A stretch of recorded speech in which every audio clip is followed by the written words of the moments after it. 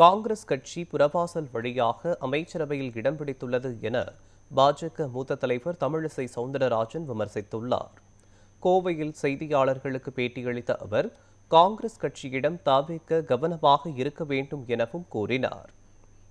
எந்த தீய சக்தியை எதிர்த்து போராடுகிறோம் என்று சொன்னார்களோ அந்த தீய சக்தியின் ஒரு பங்காக இருந்தவர்களோடு சேர்ந்து இன்று ஆட்சி அமைத்திருக்கிறார்கள். காங்கிரஸ் புறவாசல் வழியாக அவர்கள் இன்று அமைச்சராகி இருக்கிறார்கள். காங்கிரஸ் பல மாநிலங்களில் புறக்கணிக்கப்பட்ட ஒரு கட்சி, ஊழல் அதிகமாக செய்த கட்சி, மக்களுக்கான நல்ல திட்டங்களை கொடுக்காத கட்சி. அதனால மாற்றங்களை கொண்டு வருவோம் என்று சொன்ன டிவிகே அது காங்கிரஸையும் வைத்துக்கொண்டு எப்படி செய்கிறார்கள் என்பதை தான் நாம் இனிமேல் உற்று நோக்கணும். அவர்களின் அழுத்தத்திற்கு எந்த வகையிலும் புதிய ஆட்சி இடம் கொடுத்து விடக்கூடாது. குறிப்பாக இப்பவே PM ஸ்ரீ, புதிய கல்விக் கொள்கை, இவையெல்லாம் மக்களுக்கு நல்லது.